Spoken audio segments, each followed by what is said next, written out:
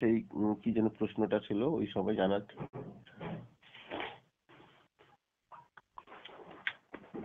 মাধব বাবু। হ্যাঁ বলুন।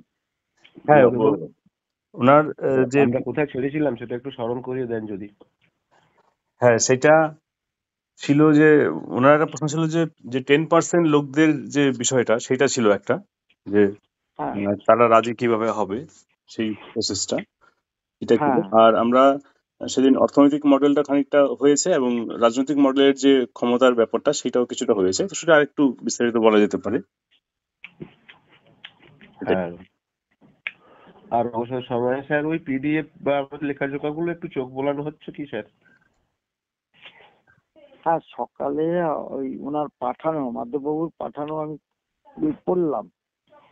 তো প্রথম যেটা পাঠিয়ে পোস্টটা ওটা পড়লাম। তো সেখানে অর্থনৈতিক ব্যাপারটা যেমন লেখা আছে, তারপরে রাজনৈতিক জায়গাটাতে মানে কি ফর্মে সেটা তৈরি হবে, কোন ধরনের ব্যবস্থা, হ্যাঁ মানে সেটা ওই ভোটের মধ্যে দিয়ে জনপ্রতিনিধি তৈরি হবে। বিভিন্ন স্তর আমাদের আছে আমাদের দেশে, সেই স্তরগুলো কি সেই ধরনের নাম রেখে করা হবে, না নতুন কোনো একটা সিস্টেম চালু করা হবে, এবং যারা যাবে ধরুন ওই ব্যবস্থাটা পরিচালনা করবে কারা, তারা কিভাবে নির্বাচিত হবে, এইটা একটা ব্যাপার। একটা হচ্ছে অর্থনৈতিক ব্যাপারটা আপনারা যা মোটামুটি বলেছেন যে কোনো ব্যক্তিগত মালিকানা থাকবে না, সবাই তার ক্ষমতা অনুযায়ী শ্রম দেবে এবং তার প্রয়োজন অনুযায়ী যেটা সেটা পাবে সে ব্যবস্থার থেকে। কিন্তু সেই ব্যবস্থাটা কিরকম রূপ হবে, কিরকম ভাবে তৈরি হবে ব্যবস্থাটা। ঠিক কথা, একদম ঠিক কথা। প্রথম কথা হচ্ছে আমরা চেতনা সম্পর্কে যতটা খোঁজ খবর করে সিদ্ধান্তে পৌঁছাতে পেরেছি, মোটামুটি অন্তঃকরণে গিয়ে মানুষের স্বভাবকে বোঝার চেষ্টা করে, সেটা হলো যে আমরা মূলত একটি যে ব্যবস্থাটি রাখতে চেয়েছি সেটা সুখ কেন্দ্রিক একটি ব্যবস্থা, সুখ কেন্দ্রিক। আর এখন বর্তমান পুঁজিবাদী মানে কি পুঁজি কেন্দ্রিক একটি ব্যবস্থা চেয়েছি, মানে এখানে পুঁজি হচ্ছে প্রধান, মানে কারেন্সি বা মানি, মুদ্রায় এই ব্যবস্থা আমরা যেটা চালাচ্ছি। সমাজতান্ত্রিক সমাজ ব্যবস্থায় আমরা দেখলাম সমাজই সেখানে প্রধান। এখানে সুখ কেন্দ্রিক ব্যবস্থাতে ব্যক্তি হচ্ছে প্রধান, ইন্ডিভিজুয়াল। এই ব্যবস্থায় প্রত্যেক ব্যক্তিকে আমরা তার ইচ্ছে মতো জীবনযাপন করার জন্য স্পেস পাবে, সে ফ্লেক্সিবল একটা ব্যবস্থা পাবে, যে মানুষ যেমন করে ব্যবস্থা চায় তেমন করে বাঁচতে পারবে, তার জীবন পাবে। এবারে বলছেন যে এটাকে আমরা কি করে এস্টাবলিশ করব। প্রথম কথা হচ্ছে পয়সা থাকার কারণে এক ব্যক্তি অন্য ব্যক্তির কাছ থেকে শোষণ করে সেটা জমা করে এবং পয়সা দিয়েই তার ইচ্ছা পূরণের মাধ্যম আছে। আমি আপনাকে সেই গত সেশনে বুঝিয়েছি, গত আলোচনায় যে জানাতে পেরেছি যে পয়সা না থাকলে আমরা কিভাবে এই ব্যাপারটিকে করতে পারবো। আমরা মানুষ সম্পর্কে জানতে গিয়ে বুঝতে গিয়ে যা বুঝেছি যে মানুষ 4 রকম ভাবে সুখী হতে চায়। প্রত্যেকজন মানুষ 4 রকম ভাবেই সুখী হতে চায় এবং একজন মানুষের কোনো না কোনো একটি বিষয় প্রধান হয়। সেটা হচ্ছে শরীর প্রধান মানুষ থাকে, যারা অত চর্চা আলোচনা জ্ঞান তাদের অত খাটাতে চায় না বা খাটানোর পরিস্থিতিতে থাকে না, তারা শরীর প্রধান হয়, দেহ প্রধান হয়। তারা নিজের কথা ভাবেন এবং একটু বেশি আহার হয় তাদের পেট ভরা নিয়ে কথা, টেস্ট ফেস্ট এরকম বেশি তাদের কিছু দরকার পড়ে না, এবং সে নিজেকে নিয়েই বেশি ভাবে। তার পরিবার বা আত্মীয় স্বজন বা সমাজ এই সমস্ত নিয়ে তার তেমন কোনো মাথা ব্যথা থাকে না। এরা মূলত বলশালী হয়, শক্তিশালী হয়, শক্তিমান হয়, মানে শারীরিক শক্তি এদের বেশি হয়। তো এরকম এক শ্রেণীর মানুষ আছে। পরের প্রকারের মানুষকে আমরা দেখে নিতে পারি যে তারা মন প্রধান মানুষ। তারা একটু পরিবার নিয়ে, একটু আত্মীয় স্বজন সম্পর্ককে নিয়ে তাদের ভালো মন্দ খোঁজ রাখে। তারা ভাবনাত্মক নয় অতটা, এবং শরীর প্রধানও অতটা নয়। তাদেরকে আমরা বলতে পারি, দেখতে পারি তারা হচ্ছে একটু ম্যানেজ করতে পারে, একটু সামান্য মানুষের অসুবিধা হলে তার পাশে গিয়ে দাঁড়াতে পারে, বেশি সময় থাকতে পারে না, নিজের জায়গায় ফিরে আসে। এরকম মানুষরা মন প্রধান মানুষ হয়। এদের মূলত এরা কোনো টেকনিশিয়ান বা কোনো মধ্য যোগ্যতার লোক হয়, মানে আমাদের এই ব্যবস্থায় যাদেরকে আমরা দেখি। এরপরে আছে ভাবনা প্রধান মানুষ। এই ভাবনা প্রধান মানুষরা কিন্তু একটু অ্যারেঞ্জ করেন, ম্যানেজ করেন, ভাবুক হয়ে যান, অন্যের বিপদে ঝাঁপিয়ে পড়েন, অন্যের কাজে হাত লাগান, নানান রকমের অ্যাক্টিভিটিস থাকে এদের। এরা নেতৃত্ব দিতে পারে কিছুটা হলেও, যেন সুপারভাইজার, ম্যানেজার, বিভিন্ন রকমের বা এলাকার কোনো গ্রামের বা কোনো সমিতির এরা একটু নেতৃত্ব দেওয়ার চেষ্টা করে। তো এরা হলো ভাবনা প্রধান মানুষ, এদের একটু দূরদৃষ্টি থাকে। নেক্সট যে লেভেলটা থাকে মানুষের, সেটা হলো চেতনা প্রধান মানুষ। তারা ভবিষ্যৎ দেখতে পায়, তারা আজকের যে অসুবিধার কারণকে খুঁজে বেড়ায়, দুঃখ থেকে দূরে থাকতে চায় এবং আরো জীবনকে সুখী করা যায় কিভাবে সেই কথাগুলো তারা ভাবতে থাকে এবং সলিউশনের দিকে তাদের বেশি নজর থাকে। তারা সায়েন্টিস্ট হন, তারা দার্শনিক হন, তারা আজকের ডেটের নেতা কথা বলবো না, প্রকৃত নেতৃত্ব দ্বারা নেতৃত্ব দেওয়ার ক্ষমতা, ক্যাপাসিটি আছে যাদের, তারা এইরকম ইনোভেশন আইডিয়া গুলোকে নিয়ে আসে। এই 4 প্রকারের মানুষ ছাড়া আপনি পৃথিবী জুড়ে, হ্যাঁ এর কম্বাইন্ড হতে পারে, এর মিক্সিং হতে পারে, কারোর মধ্যে শরীর প্রধান এবং মন প্রধান দুটো মিশ্রণের একটা বহিঃব্যক্তি থাকতে পারে, কারো কোথাও ভাবনা প্রধান চেতনা প্রধানের মিক্সিং থাকতে পারে, ভাবনা প্রধান মন প্রধানের মিক্সিং থাকতে পারে, ভাবনা প্রধান মন প্রধান চেতনা প্রধান কোন কোন কাজের বেলায় তারা একটু অ্যাক্টিভলি থাকতে পারে। মূলত যদি আমরা স্বভাবকে দেখি মানুষের, তাহলে তার গাঠনিক যে তাত্ত্বিক যে গঠন, আমরা আমাদের শরীর বা আমাদের এই ব্রহ্মাণ্ডের যে গঠন তত্ত্বগত গঠন বুঝেছি, তা হলো অগ্নি, বায়ু, আকাশ, পৃথিবী এবং জল। এই পঞ্চতত্ত্বের দ্বারা আমাদের শরীর এবং ব্রহ্মাণ্ড তৈরি। এই তাত্ত্বিকতার কম বেশির জন্য এখানে আমাদের স্বভাব এবং ভালো লাগা, মন্দ লাগা, ইচ্ছা অনিচ্ছা ডিপেন্ড করে। এবার ব্যাপারটা হলো কি, যে এই 4 প্রধান মানুষের ভালো লাগা মন্দ লাগাও কিন্তু আলাদা আলাদা। এদের কিছু করার ইচ্ছা আর অনিচ্ছাও কিন্তু আলাদা আলাদা। তাহলে আমাদের সমাজে এই 4 প্রকারের মানুষ আছে, সারা পৃথিবী জুড়ে আছে, একটা পরিবারেও থাকে। তাই আমাদের যে মূলত যে এই পরিষেবা বা প্রোডাকশন তৈরি করার ব্যাপারে যারা যে স্তরের মানুষ, যে কোয়ালিটির মানুষ, তারা সেই জায়গায় তাদের অংশগ্রহণ করবেন স্বেচ্ছায়। কারণ একজন সায়েন্টিস্ট বা একজন চেতনা প্রধান মানুষ, তিনি কখনোই লেবারের কাজ করে নিজেকে সুখী মনে করবেন না এবং তার সেটা করতে তিনি চাইবেনও না, অস্বস্তি করবেন। এবং একজন শরীর প্রধান মানুষও, তাকে যদি গবেষণাগারে বসিয়ে দেওয়া হয় বা কোনো সুপারভাইজার পোস্টে বসিয়ে দেওয়া হয়, তাহলে সে কিন্তু ওই কাজটা তার সুন্দরভাবে করতেও পারবে না এবং সে সেটা করতে চাইবে না, সেখানে সে আনকমফোর্টেবল মনে করবেন। তাই প্রত্যেকজন তার শরীরবৃত্তীয় স্বভাব অনুযায়ী ভালো লাগার কাজটা তিনি করতে চাইবেন, যা তার জন্য ভালো লাগার। স্বাভাবিকভাবেই আমরা দেখতে পাই যে প্রথমত এই যে স্তর আমরা বিন্যাস করতে পেরেছি বা জেনেছি, পৃথিবীর জুড়ে প্রত্যেকটা সমাজেই এই 4 ধরনের মানুষের প্রয়োজন। আর এই 4 ধরনের মানুষ সংখ্যাগতভাবে প্রোডাকশন এন্ড সার্ভিস তৈরি করার জন্য যতটা দরকার, ঠিক তার পরিমাণও ততটা আছে।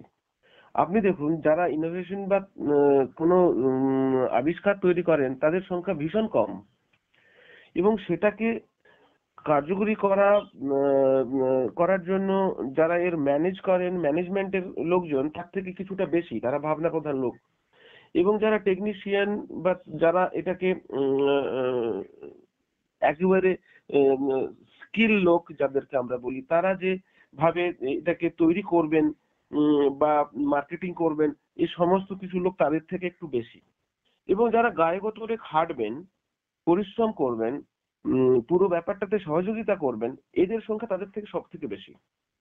তাহলে পুরো সিস্টেমকে, পুরো চেনকে আমরা যখন প্রোডাকশন সার্ভিসের জায়গায় লাগাচ্ছি, যে জায়গায় যেখানে যতটা লোকের দরকার সারা দুনিয়া জুড়ে সেই পরিমাণ লোক প্রকৃতিতে আছে। আপনি আমার কথা শুনছেন তো? আমি রেসপন্স পাচ্ছি না। হ্যাঁ হ্যাঁ ওকে স্যার। হ্যাঁ হ্যাঁ, এবারে আমরা করেছি কি না, নতুন নতুন অর্থনীতিতে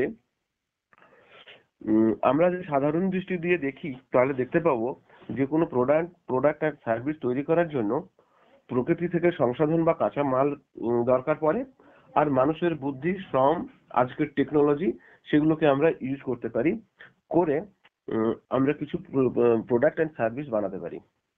আমাদের এই মানিলেস ইকোনমিতে আমরা করেছি কি, যখন শ্রমের বিনিময়ে সবকিছু পাওয়ার জায়গা আছে, মানে ডিমান্ড পয়সা ছাড়াই আপনি ফ্রিতে করতে পারবেন সরকারের কাছে বা ব্যবস্থার কাছে, তখন আপনি যে ইচ্ছা অনুযায়ী আপনার যোগ্যতার ভিত্তিতে যে শ্রমটা দিচ্ছেন, সমাজের যে প্রোডাকশন এন্ড সার্ভিস তৈরি হচ্ছে তার বিনিময়ে আপনিও কোনো মূল্য পাবেন না। তাহলে এখানে আপনাকে এই শ্রমের বিনিময়ে মূল্য দেওয়া হতো, আবার সেই মূল্য দিয়েই আপনি তো আমার প্রয়োজনীয় জিনিস যা আপনি করতে চান সেইগুলোই কিনতেন। তাই এই অপ্রয়োজনীয় যে মানি সার্কুলেশনের যে সিস্টেমটা বা কারেন্সি বিনিময়ের যে ব্যাপারটা এখানে রাখাই হয়নি। আর না রাখার কারণে অযোগ্য লোকেরা টাকা জড়ো করার জন্য কোথাও ভুল পথেও যাওয়ারও চেষ্টা করবে না। সেজন্য অনেকগুলো ফায়দাও আমাদের হবে, কারণ সেখানে ব্যাংক থাকবে না, কোনো ইন্স্যুরেন্স থাকবে না, কারণ ভবিষ্যতে আমাদের কোনো ইনসিকিউরিটি থাকছে না।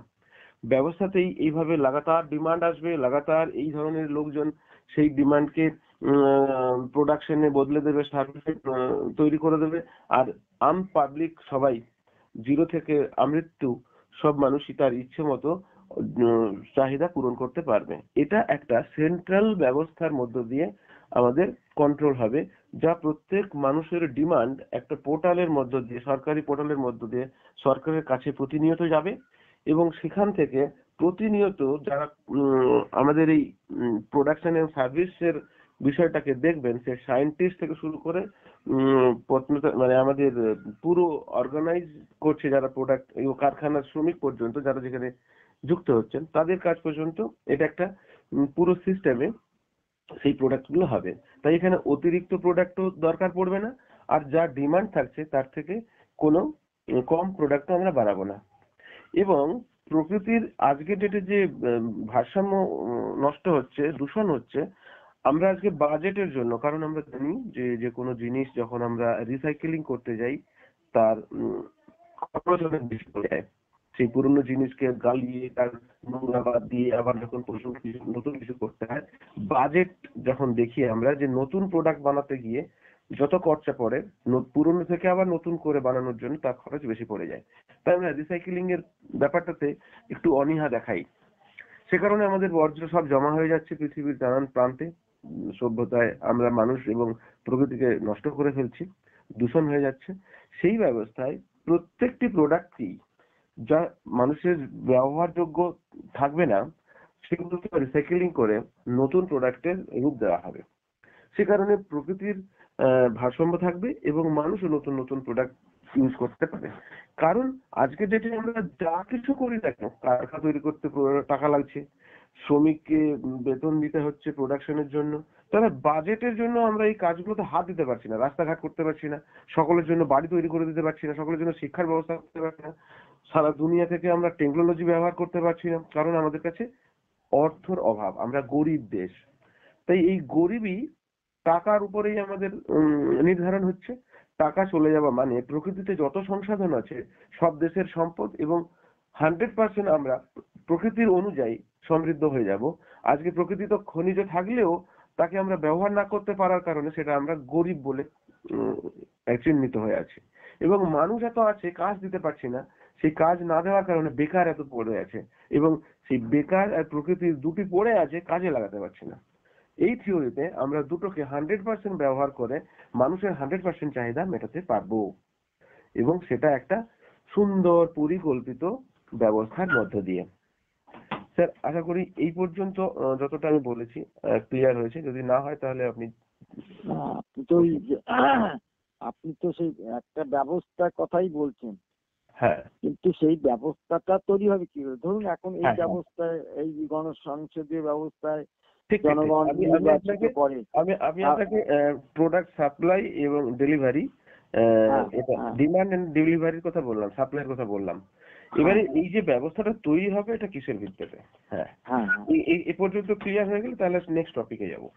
হ্যাঁ, হ্যাঁ, স্যার, এবারে দেখুন এখানে আমাদের রাজনৈতিক মডেলটা যেভাবে এই প্রত্যেকটা কাজই হবে এখানে সরকারি কাজ, সে রাজনৈতিক নেতাও হবে সরকারি, এবং যে আমাদের জন্য একটা কমিউনিটিতে রান্না করবেন তিনিও করবেন সরকারি, যে জামা কাপড় তৈরি করবেন তারও সরকারি কাজ, যে ড্রেন পরিষ্কার করবেন, ঘর রিপেয়ারিং করবেন সেটাও হবে সরকারি কাজ।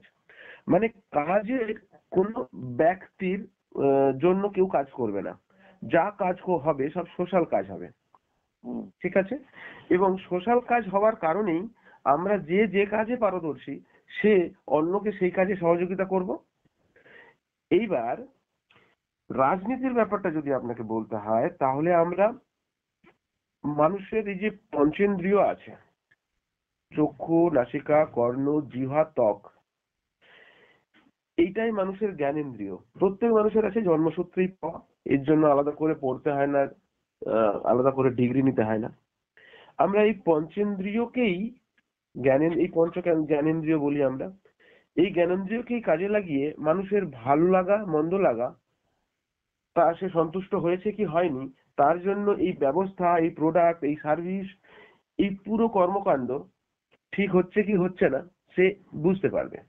আজকে আমরা যতই খাবার খাই না কেন, সেই রেসিপিটা আমার যদি জানা নাও থাকে তাতে কি কি মেশানো হয়েছে, কি কি মশলা দেওয়া হয়েছে, খেলেই বুঝতে পারি সেটা টেস্ট আমার জন্য ভালো না মন্দ। সেজন্য যদি ভালো লাগে সেই জিনিসটা আবার খেতে চাই, মন্দ লাগলে আমরা বলি যে এটা আর আমি খাবো না।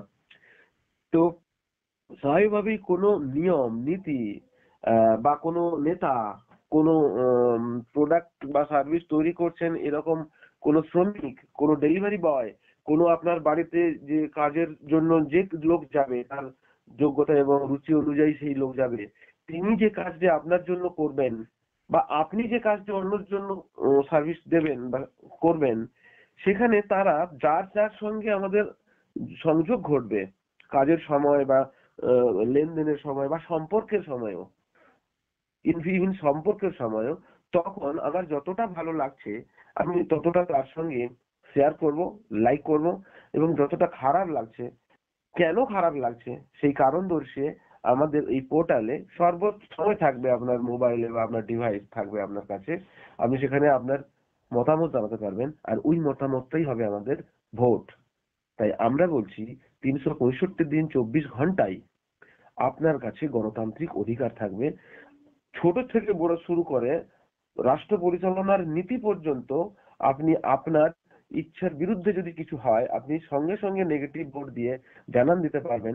আর এই নেগেটিভ ভোটটা আমরা ঠিক করেছি এটা কম বেশি হতে পারে, 10% যখনই হয়ে যাবে তখনই ওই আইনটা, ওই প্রোডাক্টটা, ওই সার্ভিসটা, ওই মানুষটা তার নিজের নিজের পদ থেকে বা ব্যবস্থা থেকে লক হয়ে যাবে।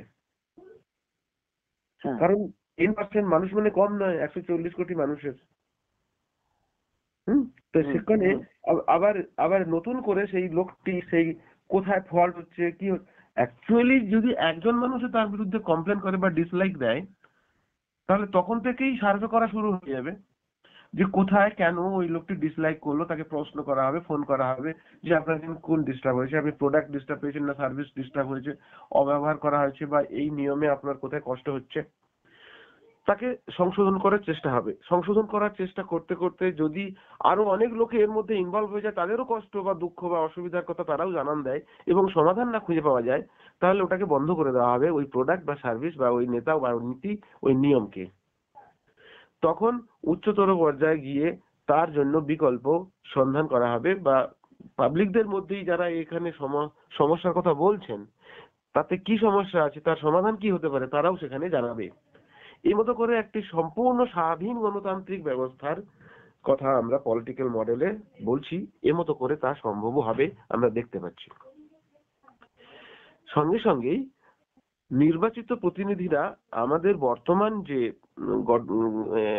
আছে, সাংবিধানিক যে অধিকার আছে, যেভাবে অন্য আর 7টা দল পলিটিক্যাল পার্টি তৈরি করে রাজনীতিতে যায় এবং সেখানে এই গণতান্ত্রিক অধিকার তারা মানুষের সমর্থন নিয়ে সরকারে আসে, এ পর্যন্ত প্রথমবার জন্য আমাদের পার্টি তৈরি করতে হবে। আমরা ইউএলএম মানে ইউনিভার্সাল লাইফ ম্যানেজমেন্ট এখনো পর্যন্ত পার্টি তৈরি করিনি। আমরা এটাকে এনজিও মারফত মানুষের কাছে শুধু এই খবরটা জানান দিতে চাইছি যে আমরা একটা ব্যবস্থার রূপরেখা তৈরি করেছি, এখানে সমস্ত মানুষ তার ইচ্ছে মতো জীবন পেতে পারে, এখানে আমাদের গণতান্ত্রিক অধিকার 24 ঘন্টা থাকবে, আমাদের যেমন ইচ্ছা তেমন করে আমরা জীবন কাটাতে পারবো, সব আমরা পয়সা ছাড়াই সবকিছু ভোগ করার সুবিধা পাবো। এইগুলো যেগুলো আপনাকে বলছি, যে আমরা ভিডিওতে বলছি, সবগুলো বলছি। যখন এর সমর্থনে মানুষ আসবে আমরা দেখতে পাবো, তখন আমরা একটা পার্টির নামকরণ করব, সম্ভবত ইউএলএম পার্টি হবে, ইউনিভার্সাল লাইফ ম্যানেজমেন্ট পার্টি এই নামেই হবে। তখন আমরা লোকসভার ভোটে গিয়ে দাঁড়াবো, লোকসভার ভোটে গিয়ে দাঁড়িয়ে তখন যখন আগের থেকেই সার্ভে করে আমরা জেনে নিচ্ছি যে ম্যাক্সিমাম মানুষ এই ব্যবস্থা চায়, যদি চায় হবে, না হলে হবে না, আমরা আগের থেকেই বলে দিচ্ছি। এখান থেকেই গণতান্ত্রিক পদ্ধতিতে আমরা এগোচ্ছি। এইটা কিভাবে মানে নির্ণয় করা হবে যে ধরুন 140-45 কোটি মানুষ, হ্যাঁ, অর্ধেকের উপরে মানুষ বা ম্যাক্সিমাম মানুষ এটা চাইছে, এইটা কিভাবে বোঝা যাবে? আপনি জানেন কি, এখনো নানান রকম সার্ভে কোম্পানি আছে, বা আমরা যখন এটা প্রচার সোশ্যাল মিডিয়া ছেড়ে মেন সংবাদ মাধ্যমে চর্চা হবে, এই বইটি নিয়ে গুণীজনেরা খোলা আলোচনা হবে, আমাদের প্রশ্ন করবেন, আর আপনি বুঝতেই পারছেন কত বড় একটা খোঁজ, মানুষ তার জীবনটা নিজের মতো করে কাটাতে পারবে, এর থেকে বড় কিছু আর পৃথিবীতে হতেই পারে না। যত যাই আবিষ্কার করুন না কেন, প্রত্যেক মানুষ তার জীবন নিজের মতো করে কাটাতে পারবে, এরকম একটা খোঁজ, এরকম একটা ব্যবস্থার কাঠামো তৈরি দেওয়া খুব সহজ ব্যাপার নয়। পুরো অর্থনৈতিক সমাজনীতিক যারা আছেন তারা অনেক বছর ধরে মাথা চুল ছিঁড়ে ফেলছেন এর ব্যবস্থা কি করে তৈরি করা যায়। তাই এটা আকস্মিক বলুন আর একটা কমপ্লিকেটেড মানুষের মানে চিন্তা ভাবনা থেকে বেরিয়ে আসছে। আমাদের মনে হয়েছে কি, এখনো পর্যন্ত যতটা আমি বুঝেছি, যে মানুষের স্বভাব বুঝে করার কারণে এখানে আমার বুঝতে অসুবিধা হয়নি, কারণ আমি আগে থেকে কোনো কিছুতে ওই একেবারে গোড়া নই। প্রত্যেকটি ছোটবেলা থেকেই আমি খুব প্রশ্ন করতাম, এটা কেন, ওটা কেন, এটা কি করে হয়, এটা কি করে হয়, এবং না বুঝে অনেক কিছু করার চেষ্টাও করেছি, কিন্তু সেখানে গিয়ে প্রশ্ন উঠেছে, তাই সেটা নিয়ে, যেমন ব্রহ্মকুমারী এরকম, জানেন হয়তো আপনি, প্রজাপিতা ব্রহ্মকুমারী ঈশ্বরীয় বিশ্ববিদ্যালয়ের 6 মাসের একটা পুরো মেডিটেশন কোর্সে আমি ছিলাম, মানে আরো অনেক রকম চর্চায়, যখন কোনো জ্ঞান বা শেখার কিছু থাকে আমি সেখানে জড়িয়ে যাই, কারণ আমার জানা বোঝাতে আগ্রহ আছে। তো এগুলো ক্রমশ, যেমন আপনি, আপনার থেকে আরো যারা বড় মাপের, আমাদের থেকে আরো বড় মাপের প্রতিষ্ঠিত যারা আছেন, যারা খুঁজছেন সমাধান, তারা যখন এগুলোকে জানবেন, বুঝবেন, তারা যখন মেন মিডিয়ায় আসবেন, মানুষের মুখে মুখে এগুলো প্রচার হবে, তখন আমরা এর জন্য সার্ভে করাতে পারি বা নিজেরাও করতে পারি। এর জন্য আমরা কোনো অ্যাপস তৈরি করে নিতে পারি, বা আমাদের এলাকা ভিত্তিক তখন সংগঠন তৈরি হয়ে যাবে। আমরা তো রুচি অনুযায়ী কাজ করছি, আমাদের এখানে এতটাই স্বাধীনতা, আমাদের কেউ এই যে আপনার সঙ্গে আলোচনা করছি, বা আজকে কতজনের সঙ্গে আলোচনা করব, কালকে ভিডিও করব কিনা, কালকে আমি সোশ্যাল মিডিয়াতে কোনো কিছু প্রোগ্রাম রাখবো কিনা, কেউ কাউকে কোথাও কিছু বলছি না। আমরা এখনো পর্যন্ত আমরা স্বতঃস্ফূর্ত ভাবে যে যতটা বুঝেছি এই ব্যাপারটাকে গভীরতায়, সেইটাকে আমরা কিন্তু ডিসকাশন করছি। আর কোথাও আমার জানা বোঝার প্রয়োজন হলে আমাদের যারা অ্যাক্টিভ জন আছেন, যারা সক্রিয়ভাবে প্রচার করছেন বা অ্যাক্টিভলি আছেন, তাদের কাছ থেকে আমরা মানে যোগাযোগ করি, মতামত আমরা শেয়ার করি। এর মতো করে কখনো সারা রাত কেটে যায়, কখনো যেমন ধরুন কাল পরশু আমরা 2-2:30 পর্যন্ত, আমি, মাধব বাবু, আরো একজন, আরো দুজন, এরকম থাকি আমরা।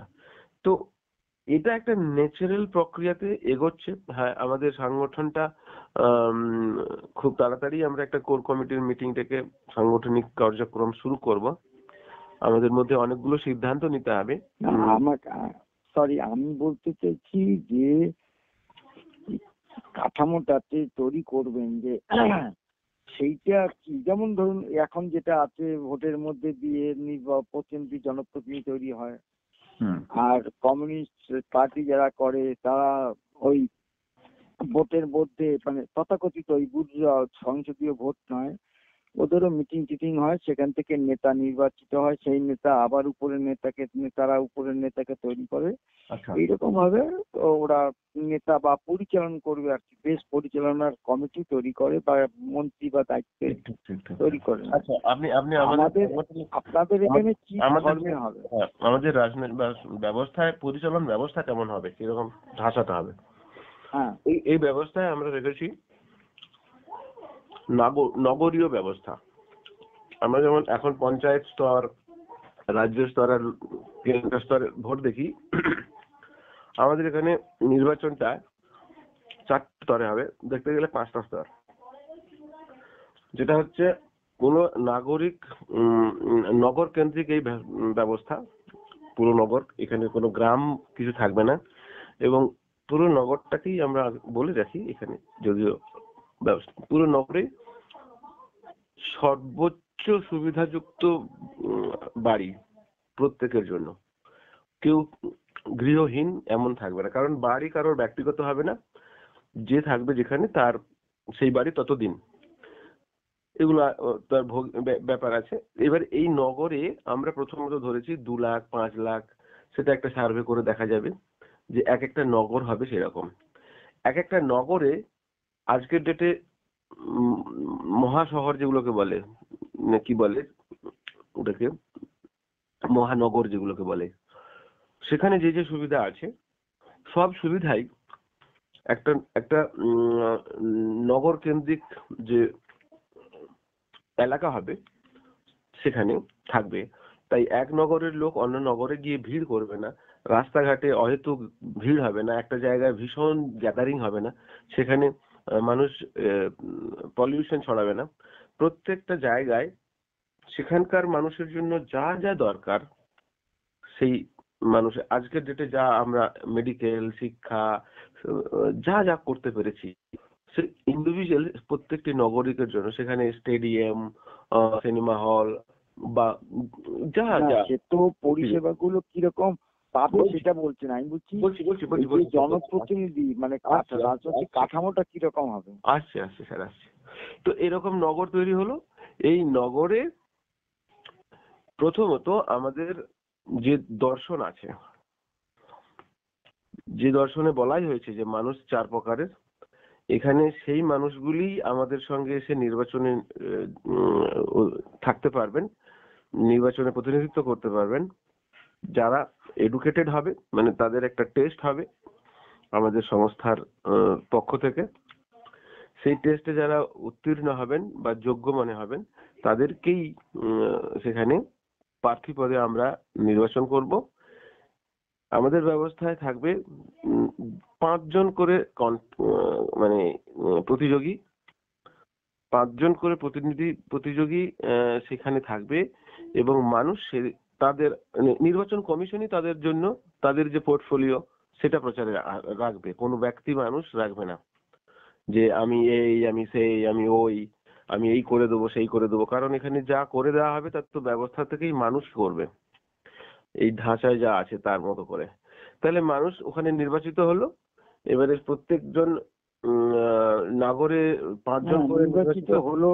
নির্বাচিতটা এখন যেরকম ভাবে ধরুন এই কাউন্সিলর নির্বাচন হয় কি, 5 জন করে একটা নগরে কিভাবে হবে নির্বাচন, ভোটের মধ্যে দিয়ে, সেগুলো সব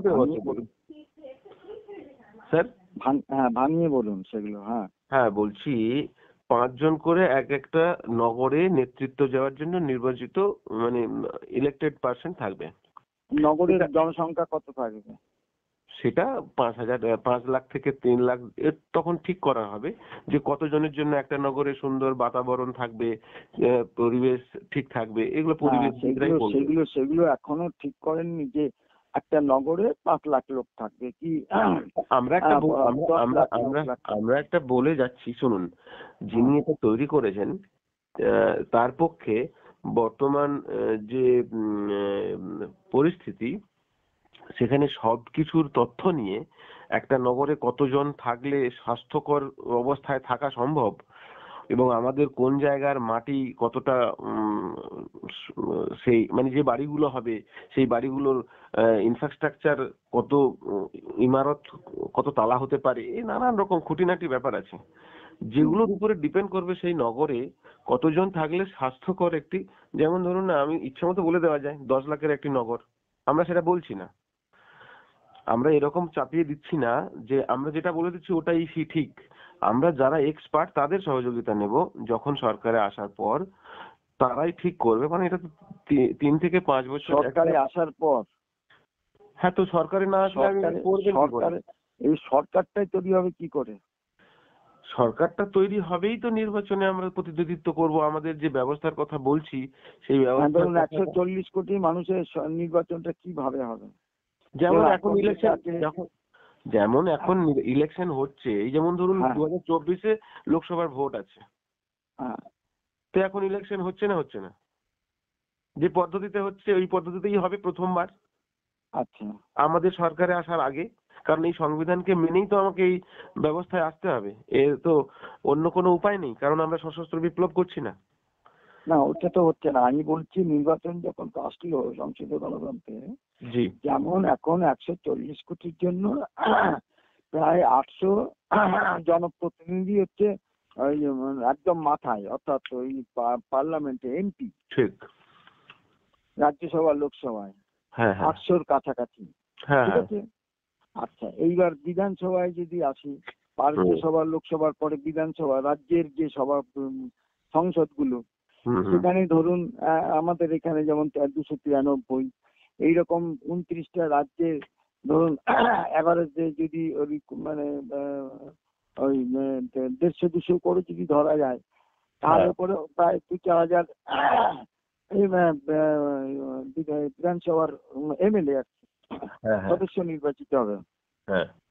এইবার বিধানসভা হয়ে গেল, এইবার হলো এবার আসুন যে মানে কলকাতার পৌর প্রতিনিধি যারা থাকবে, পঞ্চায়েত প্রতিনিধি, হ্যাঁ পঞ্চায়েতে, গ্রাম পঞ্চায়েতের, জেলা পরিষদ, তারপরে গ্রাম পঞ্চায়েত সমিতি, হ্যাঁ, এবং গ্রাম পঞ্চায়েত, এই যে যেটা রয়েছে এখন সেই কাঠামোর উপরেই নির্বাচনটা হবে। না, আমরা ঠিক বুঝতে পেরেছি। আমরা অ্যাকচুয়ালি আমাদের মূল ক্ষমতায় যেতে হবে, যেখান থেকে সংবিধান চেঞ্জ করতে পারবো আমরা, যদিও এখন প্রসেসটা আলাদা, শুধু লোকসভা নির্বাচনে কেন্দ্রীয় সরকারে গেলেই, ভারতবর্ষের সরকারে গেলেই আমরা সংবিধান চেঞ্জ করতে পারবো না, তার সঙ্গে রাজ্যকে অনেক রকম তাদের উপরে অনেকটা আছে, ক্ষমতা আছে, কিন্তু আমরা ওখানে গিয়ে অ্যামেন্ডমেন্ট আনতে পারি আমাদের যখন সংখ্যাগরিষ্ঠ।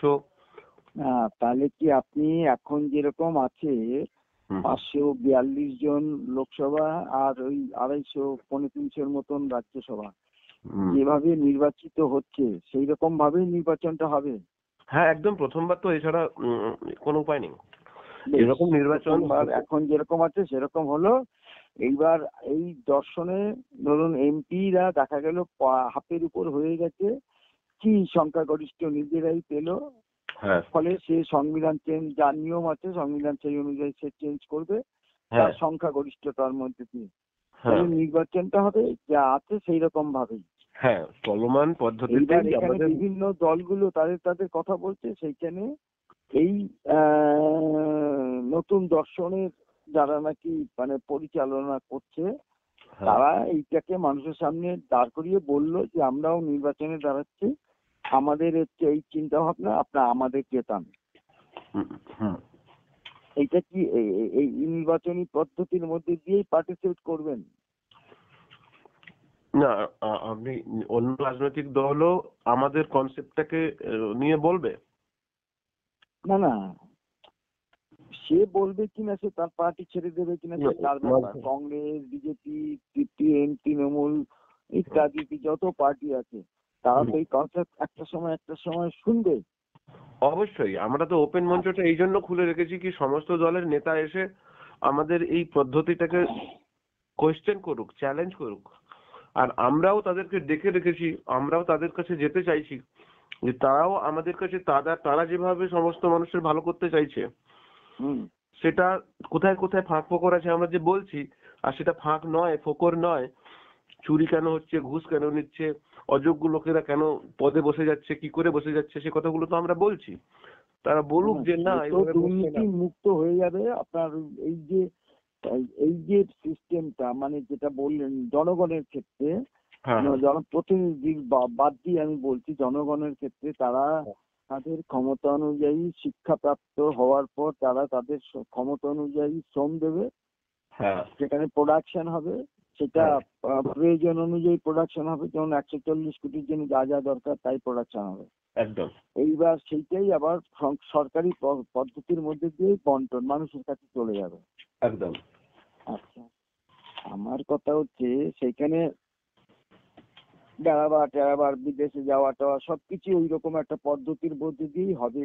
এখানে টাকার লেনদেনের কোনো ব্যাপার থাকছে না।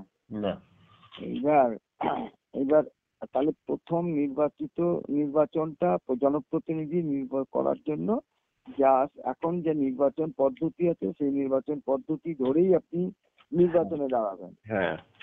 এই দর্শনটাকে সামনে রেখে ঠিক, কংগ্রেসের কথা বলে, বিজেপির কথা বলে, সিপিএম এর কথা বলে, আপনারা বলছেন আমরা আমাদের এই কথাটা, দর্শনের কথাটা বলবো, মানুষ আমাদের জেতাবে। একদম। এই জেতানোর মধ্যে দিয়ে আমরা প্রথমে এমপি নির্বাচন, মানে দেশের যেটা সামনে যেমন লোকসভা নির্বাচন আসছে, তবে পরে দাঁড়িয়ে সেখানে আপনি আস্তে আস্তে আস্তে আস্তে আপনি ওই সংখ্যাগরিষ্ঠতা লাভ করার একটা প্রসেসের মধ্যে থাকবেন। ঠিক ঠিক। আচ্ছা, তারপরে আপনি সংখ্যাগরিষ্ঠ যতটা দরকার হয় ওই অ্যামেন্ডমেন্ট আনা টানা সেগুলো হচ্ছে পরে। একদম একদম। মূল শক্তিতে প্রবেশ করার পর আমরা আমাদের মতো করে পুরো সিস্টেমকে সাজাতে পারবো, যা সম্পূর্ণ সমাধান ব্যবস্থাকে পূর্ণাঙ্গ রূপ দেবে। এবং এই সময়টা আমরা 3 থেকে 5 বছর রেখেছি, ট্রানজিশন পিরিয়ড। এই সময়ের পরে যে ভোট নির্বাচন হবে সেটা ওই আজকের মতো বছরে একবার নয়, 5 বছর পর থেকে পুরো ফেজে যখন সম্পূর্ণ সমাধান ব্যবস্থায় চলে আসবে, তখন প্রতিদিন প্রতি মুহূর্তে যে কোনো মানুষ যে কোনো নেতাকে পদচ্যুত করতে পারে, তার ওই নেতার সম্পর্কে যদি লাইক ডিসলাইক চলে যায়। আর সেখানে কিন্তু আলাদা করে কোনো পার্টির দরকার পড়বে না।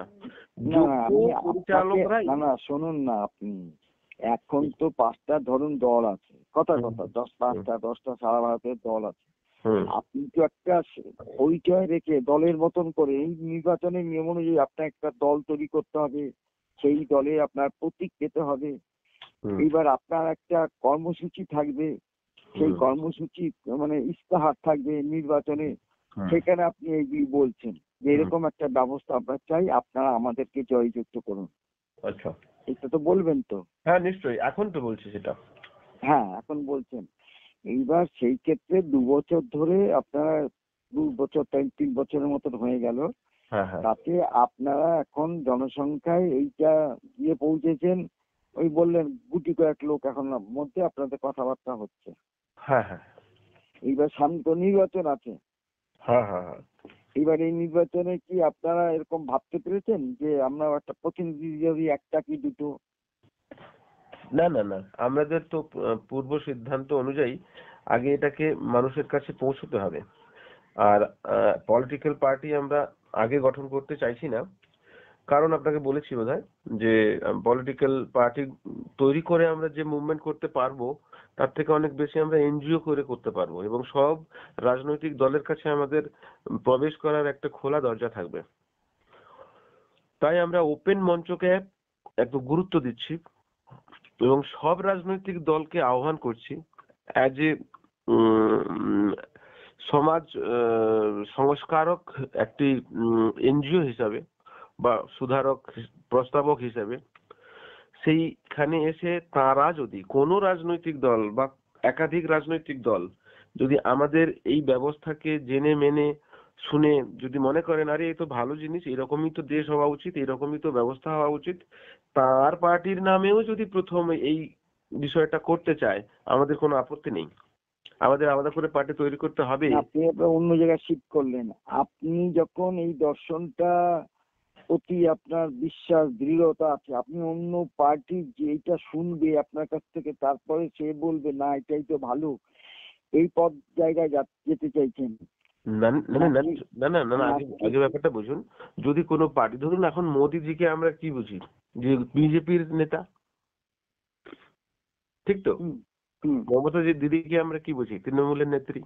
হুম ধরুন এই বিষয়টি কোনোভাবে 1:1 হোক, সোশ্যাল মিডিয়াতে হোক, কোনো ভাবে হোক, বা আমাদের যিনি এটা খুঁজে বের করেছেন, যিনি এর প্রতিষ্ঠাতা প্রেমজিৎ সিরোহিজি, হুম। তাকে সরকারিগতভাবে বা দলীয় রাজনৈতিক দল হিসেবে গতভাবে তাকে ডাকলো এবং পুরো ব্যাপারটা একটা প্রজেকশন নিলেন, বুঝলেন যে কিভাবে কি করতে চাইছে, কি হতে চাইছে। মোদিজি বললেন যে আমাদের তো, আমরা সবাই তো চেষ্টা করছি, বললেন মানে এটা আমরা হবে না জানি, আমরা তবু এরকম একটা অফার বা এরকম একটা সংবাদ সবার কাছে দিয়ে রাখছি যে আমরা আলাদা করে পার্টি তৈরি করে কোনো পার্টির বিরোধী হতে চাই না। এটা আমাদের মূল উদ্দেশ্য নয়। বা কোনো পার্টির ক্ষমতাকে সিজ করে আমরাই ক্ষমতাশালী হতে চাই না, এটা আমাদের উদ্দেশ্য নয়। আমাদের উদ্দেশ্য, যা আমরা সভ্যতা বা সমাজ পরিচালনা করার জন্য, ব্যবস্থার মানুষের জন্য যা খুঁজে পেয়েছি, যা করতে চাইছি, তা আমি সহ আমাদের সঙ্গে আমরা অন্য কেউ যদি এরকম করতে চায় তার সঙ্গে যেতে রাজি আছি। আমরা এও বলেছি আমাদের থেকে বেটার জন্য কারোর যদি কোনো কনসেপ্ট থাকে সমাজে, আমরা তাদের সঙ্গে থেকেই আমাদের পুরো এই সমাজের কাজ করব। মানে বুঝতে পারছেন, এরকম সব আমাদের পুরো ওপেন বলা আছে। যদি কোনো আপনি ভিডিও যেটা বললেন না, এই যে হ্যাঁ আপনি যেটা বললেন যে সব মানুষ পড়াশোনা বা জ্ঞান বুদ্ধি হওয়ার মতন ব্যবস্থা করার পর বা সে সেইভাবে তৈরি হয়ে তার শিক্ষা অনুযায়ী দৈহিক ক্ষমতা অনুযায়ী সে প্রত্যেকেই তার তার মতন করে কাজ করবে। ঠিক ঠিক। এইবার উৎপন্ন হলো পণ্য সামগ্রী, এবং সেই সামগ্রী যত 140 কোটি মানুষ আছে তার মধ্যে বন্টন হয়ে যাবে, সবাই পাবে, কেউ না খেয়ে থাকবে না। এখানটা আরো একটু সুনির্দিষ্ট করে বলুন, যদি বুঝে থাকেন। সবাই পাবে মানে কি সকলকে সমান দেওয়া হবে না, যার যা প্রয়োজন তার ডিমান্ড অনুযায়ী দেওয়া হবে। আপনি 140 কোটি মানুষের বাড়িতে সকলকেই মোবাইল দিয়ে দেবেন এরকম ঠিক করেছেন না, আমরা কিন্তু সে কথা বলছি না। সবার বাড়িতে একটা করে টিভি পাঠিয়ে দেবেন না, এরকম বলছি না। যার টিভির প্রয়োজন তিনি যখন ডিমান্ড করবেন যে আমার টিভি চাই, এবং প্রত্যেকটি প্রোডাক্টই হবে কোয়ালিটিতে এ ক্লাস, মানে সর্বোচ্চ কোয়ালিটি। কারণ এখানে সেকেন্ড কোয়ালিটি বলে কিছু থাকবে না। ডিজাইন আলাদা হতে পারে, নকশা আলাদা হতে পারে। এই জন্য বলছি যে 40 কোটি মানুষের যার যেটা পছন্দ, যার যেরকম জীবন চাই তাকে সেটাই দেওয়া হবে, সে সেটাই ডিমান্ড করবে। আর যা যা চাই না হ্যাঁ, ওই তো সেটা নিয়ে কি কথাটা করবে তো সে? আপনি বললেনই তো যে সে হ্যাঁ একটা মানুষ তার ক্ষমতা অনুযায়ী সে শ্রম দান করবে, পণ্য উৎপাদন হবে হ্যাঁ, এবং তার প্রয়োজন অনুযায়ী সে তার ভোগ্য পণ্য পাবে। ঠিক ঠিক। হতেই পারে একটা লোক সে খুব মানে স্বাস্থ্যবান, তার হ্যাঁ দিনে হয়তো 250 থেকে 300 চাল দরকার, ভাব। ঠিক ঠিক ঠিক। আর একদম একটা ঠিক। বাচ্চা, তার হ্যাঁ, হয়তো 100 চালে হয়ে যায়, তাহলে তাকে 100 চালই দেওয়া হবে, তার ঠিক পেট ভরবে, সে তো বাচ্চা। ঠিক ঠিক। অর্থাৎ তাকে তো তার 100 চাল তার দরকার, তাকে তো আমি 250 চাল দেবো না। হ্যাঁ হ্যাঁ, ঠিকই অর্থাৎ বলেছেন। তার যা প্রয়োজন সেই অনুযায়ী তাকে দেওয়া হবে, অর্থাৎ মানুষের যতটা প্রয়োজন সেই অনুযায়ী সে পাবে। হ্যাঁ এটা হ্যাঁ, খাদ্যদ্রব্য হতে পারে, এটা পণ্য হতে পারে, নানান, এটা ঠিক আছে। ঠিক আমি ঠিক। বলছি ঠিক এইরকম সিস্টেমই তো মার্ক্সবাদে বলা আছে, কমিউনিস্ট পার্টিতে বলা আছে। তাহলে হ্যাঁ ফারাকটা হচ্ছে কোথায় আপনাদের? হ্যাঁ, ফারাকটা হচ্ছে যে মার্ক্সের জীবন সম্পর্কে এত এত এত সুনির্দিষ্ট ব্যাখ্যা করতে পারেনি, তাই পরিকল্পনাও সুনির্দিষ্ট হয়নি। মানে এটা আপনি বললেন, আমি তো বলছি আপনারা যা বললেন ওখানেও তাই আছে। এবার না, সুনির্দিষ্ট বললে তাহলে আর কি বলতে চাই যে একটা মানুষ আমি তার বলছি প্রয়োজন, তার ক্ষমতা অনুযায়ী সে শ্রম দান করবে, না আর না না তার প্রয়োজন অনুযায়ী সে পাবে। ও তো ঠিক, ও তো আপনি ব্যবস্থার কথা বলছেন, কিন্তু ব্যবস্থাতে যাওয়ার যে প্রক্রিয়াটা সেটা তো বড় দ্বান্দ্বিক। না আগে একটা কথা পরিষ্কার করুন, এই হ্যাঁ হ্যাঁ, আপনি একই কথা, আপনি একই আপনি কথা আপনি যেটা বলছেন শুনুন না, সেটা- শুনুন না হ্যাঁ, বলুন বলুন। এই একই কথা মার্ক্সবাদও বলে। একটা মানুষ তার ক্ষমতা অনুযায়ী সে শ্রম দান করবে, আর হ্যাঁ, তার প্রয়োজন অনুযায়ী পাবে, সাম্যবাদী এই ব্যবস্থা। কথাটা মার্ক্সবাদও বলে। এইবার আপনি বলছেন কি প্রক্রিয়ার মধ্যে দিয়ে পাবে, হ্যাঁ, তো বলুন ফারাকটা কোথায়, মার্ক্সবাদের সাথে আপনাদের ফারাকটা কোথায় হচ্ছে? না না, মূল দর্শনগত পার্থক্য না, আপনি তো দর্শনগত পার্থক্যের জন্যই তো এত লড়াই, এত সবাই তো না মানুষের ভালো সেটা করতে আপনার, চায়। আপনি এমনি বলছেন ফারাক আছে বলে লড়ছি, ফারাকটা তো বলতে হবে যে এর জন্য আমি আলাদা করে ওই মার্ক্সবাদী হলাম না, আমি মার্ক্সবাদী লেনিনবাদী হলাম না, আমি এই নতুন দর্শনের পন্থী হলাম। সেই হুম। ফারাকটা কোথায় হলো আপনাদের সাথে ওই মার্ক্সবাদের আপনি তো ফারাকটা কোথায় হলো? আপনি তো যেটা বলছেন যে এন্ড প্রোডাক্ট, আমরা সবাই যেটা আপনি যেটা মার্ক্সবাদের যে মূল তত্ত্ব যেটা বলছেন, আহ, শ্রম বা ভোগের যে বিষয়টি, সেটা তো এন্ড প্রোডাক্ট। ওইরকম মার্ক্সবাদে তো হয়নি কোথাও, হয়েছে কোথাও যে কোনটা? শ্রম, মার্ক্সবাদী কোন জায়গায় এরকম প্রতিষ্ঠিত হয়েছে যে যেখানে কোনটা? আমি আমার ইচ্ছে মতো দেবো আর প্রয়োজন মতো পাবো? এইটাই তো মার্ক্সবাদ বলে, প্রতিষ্ঠা হয়েছে কিনা সেটা আরেকটা প্রশ্ন। হ্যাঁ, তাহলে আপনারটাও প্রতিষ্ঠা হবে কিনা সেই প্রশ্ন তো চলে আসবে, কিন্তু হ্যাঁ সেটা হ্যাঁ, পরের ঠিক কথা। কথা, ঠিক কথা। না না, কিন্তু আপনি এই বলছেন, অ্যাঙ্গেলে এই অ্যাঙ্গেলে মার্ক্সবাদের ওই কথার সঙ্গে আমাদের কথার মিল আছে, কারণ আমরা বলি যে কোথাও কোথাও হুম, ব্যবস্থাতে আমাদের কথাগুলি মিলে যাবে, কারণ আমরা সকলেই ব্যবস্থা সম্পর্কিত চর্চা করছি এবং আমাদের সেই দিকেই গতি। তাহলে যেতে যেতে কোথাও না কোথাও কোনো না কোনো বিষয়ের সঙ্গে মিল পেয়ে যাবো। তা কিন্তু অমিলটা কোথায়? মিল হলো, এবার অমিলটা কোথায়? অমিলটা বলছি, মার্ক্সের ওই জায়গায় পৌঁছানোর জন্য যে প্রক্রিয়া রাখা হয়েছে সেটা তো রক্তক্ষয়ী এবং শ্রেণী সংগ্রামের একটা মানে পথ। না আমি ওই ওই পয়েন্টটাতে পরে যাচ্ছি, আমি বলছি তাই ওখানে যেতে দুটো কি একই হলো তো? মানে এমন একটা ব্যবস্থা একটা তৈরি করতে না না, চান আপনি যেটা বললেন না যে কিরকম হবে? সাম্যবাদী মার্ক্সবাদে আপনি আমি আমি আমি যাচ্ছেন না কেন? মার্ক্সবাদ তো এই কথাই বলেছেন, আপনি যাচ্ছেন না কেন? মার্ক্সবাদটাই বা আপনি কেন গ্রহণ করছেন না? গ্রহণ না করার পেছনে যে যুক্তিটা দিচ্ছি সেটা এইটা, যে মার্ক্স যে কারণে যে পদ্ধতিতে ওই জায়গায় যেতে বলেছেন। পদ্ধতিটা পরে বলছি, আমি শুনবো আপনার কাছে এই পদ্ধতিটা। আচ্ছা। আমি বলছি দুটো ব্যবস্থাই কি একরকম রূপ হলো না? মানে আপনি না না, যে নতুন একটা রূপের মানে ব্যবস্থার কথা বলছেন, আর হুম, মার্ক্সবাদে যে সেইটা দুটো একই রকম হলো না, তারপরে কি প্রক্রিয়া হবে সেটা পরের পর, আগে এক হলো কিনা, ফারাকটা কোথায়? হ্যাঁ, মানে মানুষ তার প্রয়োজন অনুযায়ী ক্ষমতা অনুযায়ী শ্রম দেবে, আর হুম, তার প্রয়োজন অনুযায়ী পাবে, ঠিক। এইটা মার্ক্সবাদও বলে, আপনারাও তাই বলছেন, হ্যাঁ তাতে হ্যাঁ, মিল হলো। এই জায়গাতে মিল আছে তো, আমি বলছি তো এই আচ্ছা, জায়গাতে মিল আছে। বেশ। এবার অমিলটা যখন আমি বলতে চাইছি, মানে হ্যাঁ তার আগের যে ঘটনাগুলো ঘটে এই সিদ্ধান্তে, এই এই ব্যবস্থায় আমরা পৌঁছবো, মার্ক্সের যে ওয়ে, যে পথ, যে কথা আপনি বলছেন, যে একই কথা বলেছেন, কিন্তু পথ, হ্যাঁ, ধরুন ধরুন আপনি শুধু কি একটা একটা অঙ্ক করছেন, শুধু রেজাল্ট মিলিয়ে দিলেই আপনার অঙ্কটা সঠিক বলে ঠিক হয়ে যাবে, এই জন্য এটা তো হবে না। না এইবার আপনার ফারাকটা হচ্ছে পদ্ধতিতে, হ্যাঁ, পদ্ধতিতে একদম। ফারাক, কি পদ্ধতিতে আমি সেই জায়গায় হ্যাঁ যাব, হ্যাঁ, যাওয়াটা একই, যাওয়ার রূপটা তার লক্ষ্যটা একই, কিন্তু লক্ষ্য কি রাখি। পদ্ধতিতে যাব সেখানে ফারাক আছে, আপনি বলতে চাইছেন। হ্যাঁ হ্যাঁ হ্যাঁ হ্যাঁ এইবার বলেন ফারাকটা কোথায়, পদ্ধতির ফারাকটা। হ্যাঁ, পদ্ধতির ফারাক হলো এই যে মার্ক্স যে পদ্ধতিতে যেতে চেয়েছিলেন, তিনি শ্রেণী সংগ্রামের মধ্য দিয়ে যেতে চেয়েছিলেন, হ্যাঁ না? হুম, পুঁজিবাদকে আহ, আহ, সর্বহারার শত্রু হিসেবে চিহ্নিত করেছিলেন। হ্যাঁ হ্যাঁ, এবারে আমাদের যে এই জায়গায় যাওয়ার যে প্রথমত উনি যারা এগিয়ে গেছেন তাদেরকে সমান করে সমাজতান্ত্রিক একটা ব্যবস্থা করতে চেয়েছিলেন। হ্যাঁ হ্যাঁ, আর কি করতে চেয়েছিলেন উনি?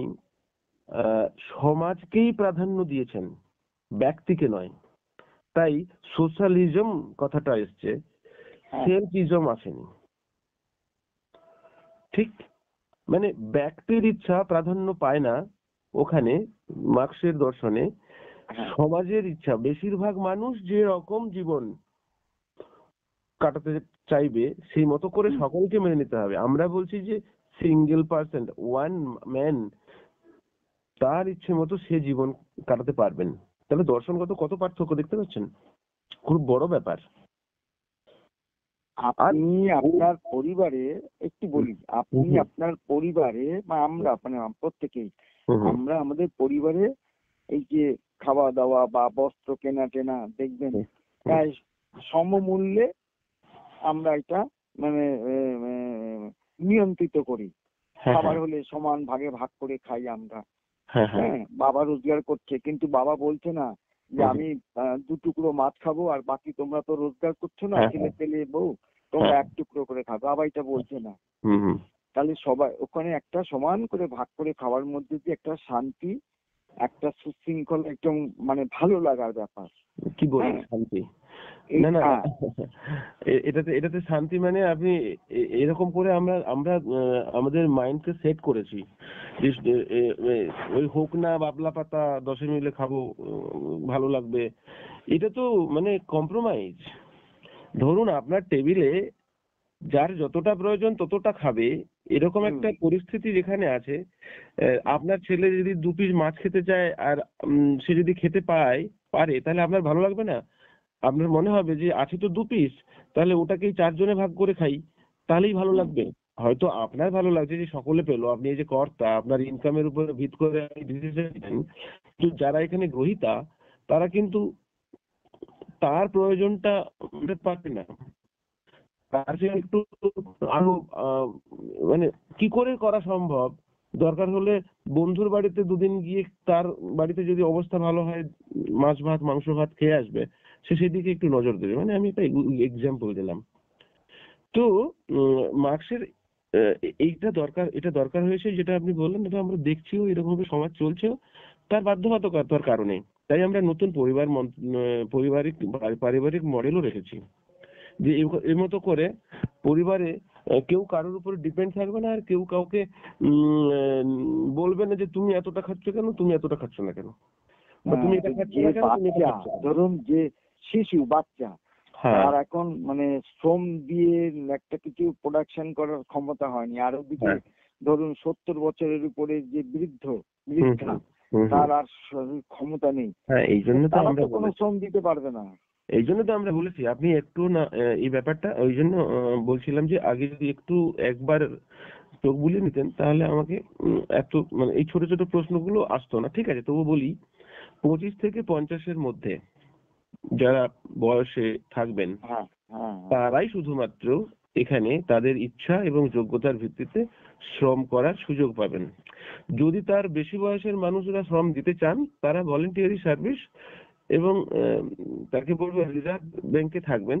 যদি কখনো প্রয়োজন হয়, তিনি সেটা তাকে ডাক দেওয়া হবে বা তিনি সেখানে অংশগ্রহণ করবেন। আর 5 বছর থেকে 25 বছর বয়সে শিক্ষণ এবং প্রশিক্ষণের সময়, শিক্ষা, এডুকেশন এবং ট্রেনিং, তার যে বিষয়ে আগ্রহী, সে সায়েন্স মানে রিসার্চ হতে পারে, সে যে কোনো টেকনিক্যাল দিক হতে পারে, সে সাহিত্য হতে পারে, সে কলা হতে পারে, শিল্প হতে পারে, যে কিছুতে তার যাতে ইচ্ছা, মানে এডুকেশন তার ইচ্ছে মতো হবে। কেউ তাকে কোনোদিন যে সাবজেক্ট সে পড়তে চায় না, বুঝতে চায় না, তাকে চাপিয়ে দেবে, এরকম শিক্ষা ব্যবস্থা থাকবে না। হুম হুম ঠিক আছে, তো ওখানে হুম ওখানে এরকম একটা তো যেটা বুঝতে পারলেন যে মার্ক্সের সঙ্গে কোথায় একটা বড় বড় পার্থক্য এই ব্যবস্থার মূলে। আর মার্ক্স কখনো জীবন সম্পর্কে আমি যতটুকু স্টাডি করেছি মার্ক্সের, কারণ আমি 12 বছর মার্ক্সবাদী কমিউনিস্ট পার্টির শাখা সংগঠক এবং ইয়েতে ছিলাম, ডিওয়াইএফআই যে আমাদের গণ আন্দোলন আছে তার হ্যাঁ। জেলা কমিটির সদস্য হিসেবে প্রচুর বক্তব্য, মিটিং, এবং আমার বাবাও কমিউনিস্ট আন্দোলনের নেতৃত্ব ছিলেন। প্রচুর নথি পুঁথি আমি ঘেঁটেছি, পড়েছি, এবং আমাদের এলাকায় অনেক বড় বড় নেতারাও তত্ত্বগত যে ভুল সংবাদ করতেন, আমি তার ভুলও ধরিয়ে দিতাম। আপনি হলদিয়াতে লক্ষণ শেঠের নাম শুনলেন তো? লক্ষণ শেঠ, হ্যাঁ। হ্যাঁ, লক্ষণ শেঠের বাড়ির কাছেই আমার বাড়ি। আর আচ্ছা। লক্ষণ শেঠ আমার বাবা খুব ভালো বন্ধু ছিলেন একটা সময়। তারপরে বাবা রাজনীতি থেকে দূরে সরে যান। ভেতরে ওই উনার শ্রেণী দৃষ্টিভঙ্গির প্রতি ভীষণ কড়া একটা আদর্শ মনোভাব ছিল। সময়ের সঙ্গে সঙ্গে নিজেকে পাল্টাতে পারেননি। তাই লক্ষণবাবু থেকে দূরত্ব তৈরি হয়, মতবিরোধ তৈরি হয়। পরবর্তী সময়ে বাবার ওই বই ফই পড়ে আমি যখন কমিউনিস্ট আন্দোলনের দিকে ঝুঁকে যাই, বাবা আমাকে সেই সময় জীবিত অবস্থায় বলেছিলেন যে ভেতরে ঢুকলে বুঝতে পারবি বিষয়টা কি। আমি তখনই বাবাকে বলেছিলাম যে তুমি বাইরে থেকে বরং ওই লোকগুলো সুবিধা করে দিলে। ওই লোকগুলোকে যদি সোজা পথে রাখতে হতো তাহলে তোমার মতো সঠিক লোকের তো দরকার ছিল। পরবর্তী সময়ে আমি সেই জায়গায়, কারণ কম্বল বাজতে চুল উধাও হয়ে যাবে, সেই কারণে ওখানে সময় নষ্ট করা ছাড়া আর অন্যজনের এই কি বলে অন্যায় বা ভুল সিদ্ধান্তগুলোকে পালন করার ছাড়া আমার সেরকম কিছু করার ছিল না। ওখানে নানান কৌশল হতো। আমরা পার্টি মেম্বার আমাদের জায়গায় 7 জন 8 জন ছিলাম। সবার শেষে আমাকে বলতে দেওয়া হতো, তার আগে মানে এগুলো অনেক কিছু হতো। সে যাই হোক, এখন তো বলা সঠিক নলেজ না থাকার কারণে এলসি বা জোনাল কমিটির যারা আসতেন, শিক্ষক টিম বা পরিদর্শকরা, তারা এসে যখন আমি সেই সম্পর্কে বলতাম, ধরুন একটা শ্রেণী একটা ভ্যান চালক, তিনি আমাদের একটা মিটিং এ আসতে পারেননি, তাকে বলা হচ্ছে ওর বিপিএল কার্ডটা বাদ দিয়ে দাও, কারণ ও আমাদের পার্টিতে আসে না। একজন ছেলের বাড়ির বাবা চাকরি করেন, তার বাড়িতে গিয়ে কি খাবে সেই চিন্তা করতে হয় না, সে নেতার পেছন পেছন ঘোরে, হাই হুকুমটা শোনে, অফিসের তালাটা খুলে নিয়ে বসে, ঝাড়ুটা একটু লাগিয়ে দেয়। তার কাছে একটা টার্গেট আছে যে সে একটা চাকরি চায়, একটা ওই কোটা ভিত্তিক যদি কাজের সুযোগ পেয়ে যায় তাহলে সে জানে যে এখানে আসলে গেলেই আমি পাবো, আর সেই জন্য সে সময়ও দেয়। তো আমি এই শ্রেণী দৃষ্টিভঙ্গি দিয়ে তাকে নেতাদের বললাম যে এদের সুযোগ দিচ্ছ, এরা আসছে বলে তুমি ভাবছো যে তোমার আপন লোক।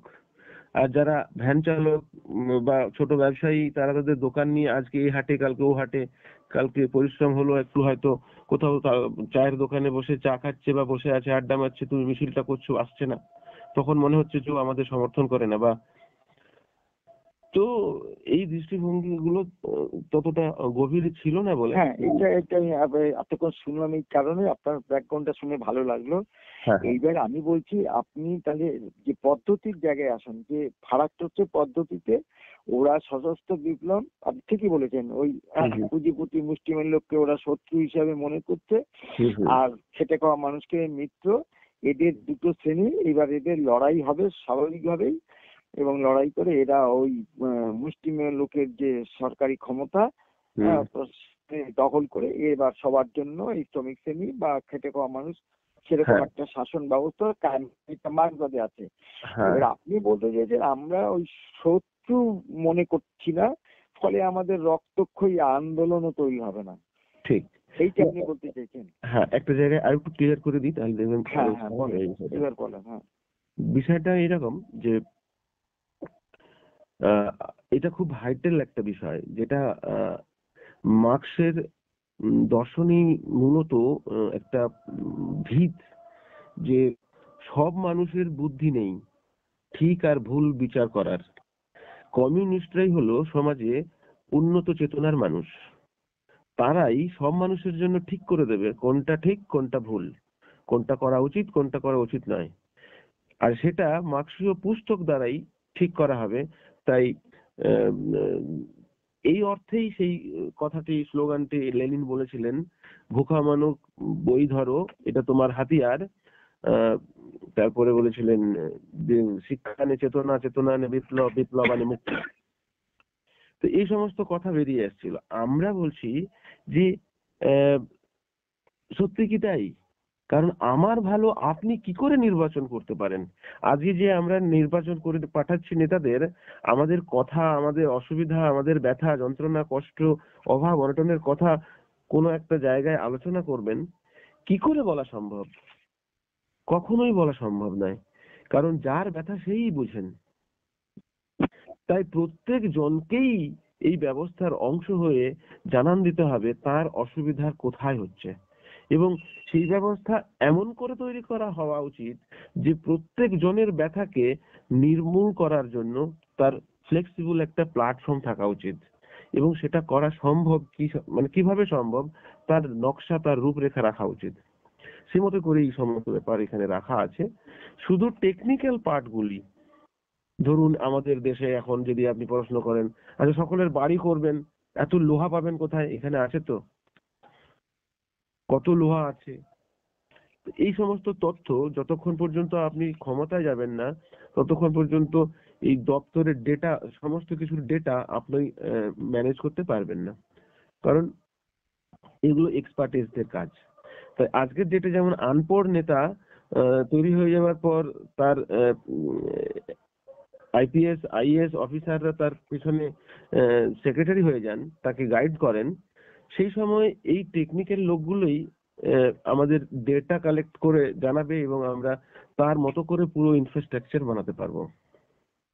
তাই ভোটে যাওয়ার আগে পর্যন্ত আমরা শুধু মানুষের কাছে এরকম একটা জীবন দেওয়া সম্ভব তার একটা খসড়া রূপরেখা দিচ্ছি। আর শত্রু আমাদের কোনো নেতা বা কোনো মন্ত্রী, কোনো দল, কোনো পন্থী, কোনো পন্থা নয়।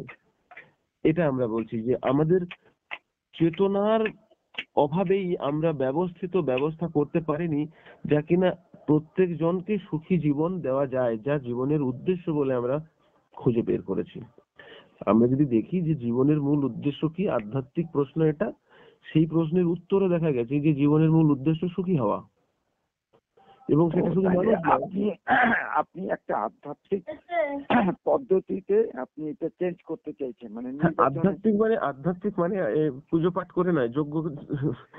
আধ্যাত্মিকতার অর্থ বিকৃত হয়েছে অনেক। আপনি কিভাবে আধ্যাত্মিকতাকে বোঝেন জানি না, বলুন আপনি আধ্যাত্মিক মানে কি বোঝেন? হ্যালো।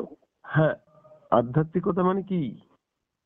না, আধ্যাত্মিক হচ্ছে যে একটা মানে একটা কল্পনা জগৎ থাকবে, না না না, যেখান থেকে সমস্ত কিছু নিয়ন্ত্রণ করা হবে।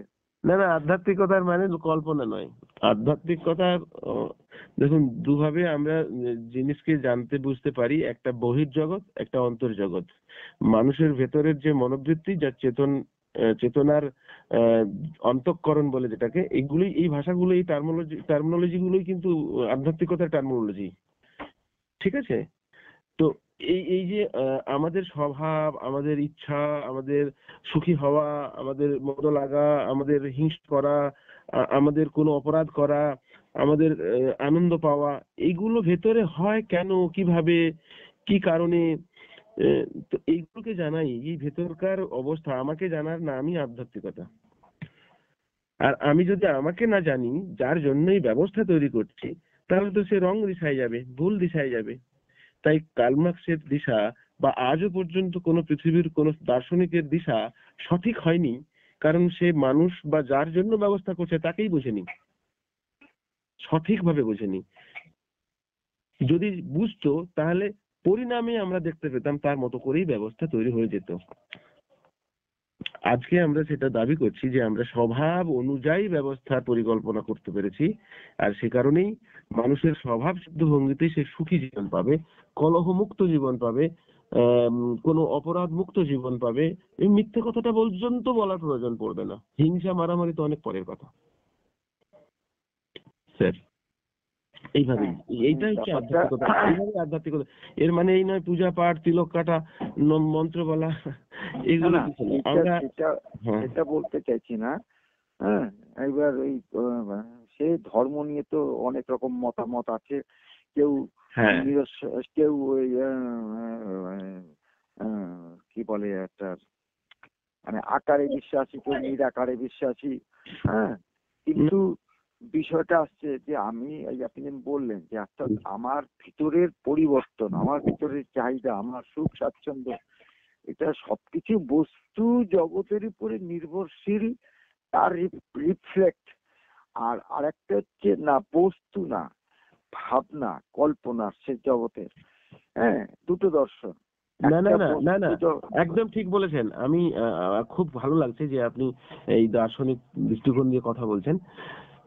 দুটি দ্বন্দ্ব তো দুটি, একটা ভাববাদী দ্বন্দ্ব আর একটা বস্তুবাদী দ্বন্দ্ব, মানে বস্তু আর ভাবের মধ্যেই মূল দ্বন্দ্ব এই দুনিয়া জুড়ে। হ্যাঁ আমি আমার বক্তব্যে এগুলো বলি কারণ এই দুটি বিষয়কে আমি এখন মোটামুটি জেনেছি, মোটামুটি সম্পূর্ণ জেনেছি কথা বলা যাবে না। সে কারণে এই দ্বন্দ্ব চিরদিন ছিল এবং আছে। আমাদের যে খোঁজ এই দ্বন্দ্বের অবসান ঘটিয়েছে। মানে এখানে আপনি দ্বন্দ্ব পাবেন না, দুজনের মিলন পাবেন।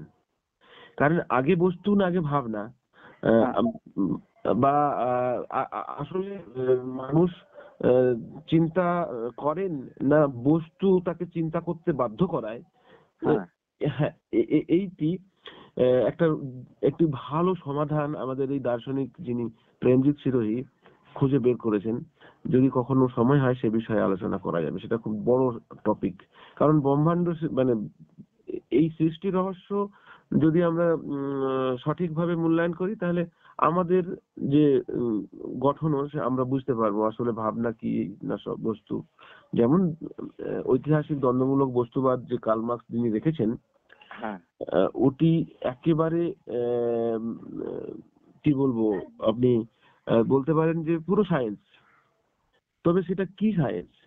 সেটা হচ্ছে আপনার পদার্থবিদ্যা বলতে পারেন কি। এটা এটা জড় জগতের একটি, বললাম তো তোমায় যে আমি যাবনি, ভাইকে বলো।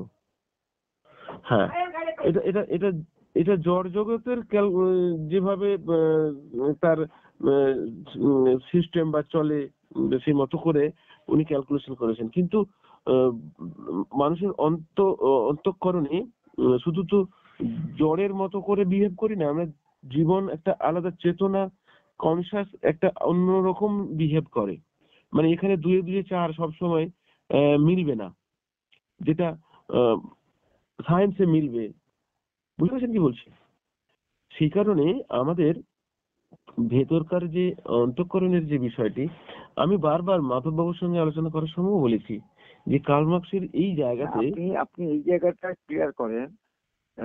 কোন বস্তু মানুষের চেতনাকে নিয়ন্ত্রণ করে না চেতনা বস্তুকে নিয়ন্ত্রণ করে, তাহলে দেখবেন আস্তে আস্তে জায়গাগুলো পরিষ্কার হয়ে যাবে। হ্যাঁ হ্যাঁ, অ্যাকচুয়ালি আমাদের যে কনসেপ্ট তাকে সেটা আপনাকে বলে দিই। আসলে একে অপরের পরিপূরক। হ্যাঁ পরিপূরক, হ্যাঁ পরিপূরক অবশ্যই। অবশ্যই বস্তু মানুষের চেতনাকে নিয়ন্ত্রণ করে। কারণ আপনার সামনে যদি কোনো আকার না থাকে বা কোনো কিছু যদি দৃশ্যমান না হয় তাহলে আপনি তার দৃশ্যমান বিষ কি আমরা সেটা বলছি যে এই যে আমার পঞ্চেন্দ্রিয় আছে তাই যদি আমি অনুভব করতে না পারি কোনো কিছুকে, তাহলে তার সম্পর্কে আমি কল্পনা করবো কি করে? কিছু আগে তো অবশ্যই বস্তুর রিফ্লেক্ট আমাদের ভেতরে অন্তরে বা চেতনায় ধরা পড়ে। জগৎ মানুষ সব খুঁজে খুঁজে বার করছে, যতক্ষণ বার করতে না পারছে তখন সেটা সম্পর্কে কোনো ভাবনার কোনো প্রশ্নই নেই। একদম যখনই যেটা যখন নাকি বার করলো, সে মহাকাশে হোক আর জলপথ মানে খণ্ডে জল সমুদ্রের মধ্যে এক খণ্ড মানে ভূমি আবিষ্কার করলো, তখন কিন্তু সেইটা নিয়ে মানুষ ভাবতে শুরু করলো। ঠিক, কারণ বস্তু মানুষকে ভাবাচ্ছে। এবারে আপনি যে দৃষ্টিকোণ দিয়ে প্রশ্নটা করেছেন সেই দৃষ্টিকোণে কিন্তু এখানে উত্তর আসছে যে বস্তুই প্রভাবিত করে একে, চেতনাকে, মানে কি কনসেপ্টকে। এটা ঠিক কথা।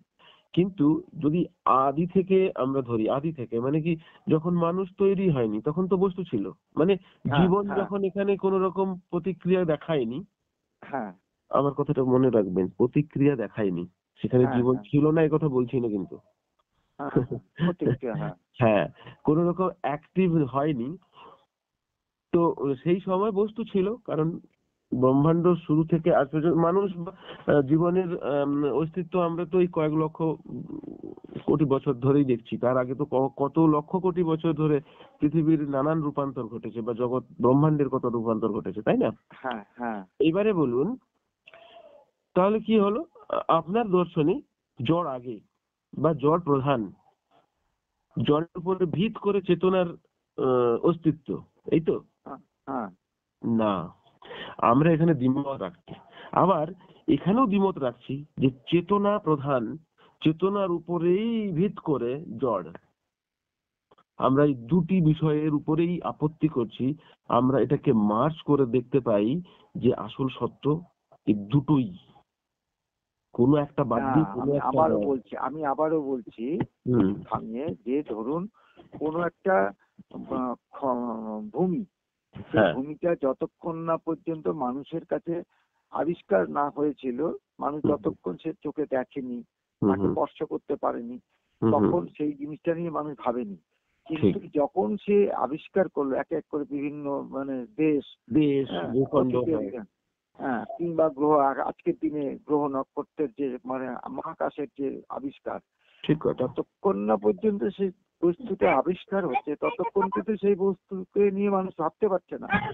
যখন সে আবিষ্কার হলো তখন সে ভাবতে শুরু করলো। তাহলে আগে বস্তুটা রয়েছে ওখানে, এইবার আমার চোখের দৃষ্টি আকর্ষণ করলো বা আমার হাতের স্পর্শ সে অনুভব করলো, তখন মানুষ সেটা নিয়ে চিন্তা করলো যে সেটা ঠান্ডা না সেটা গরম, স্পর্শ দিয়ে সেটা বুঝলো, ঠিক আছে, চোখ দিয়ে সে তার আকারটা দেখতে পারলো।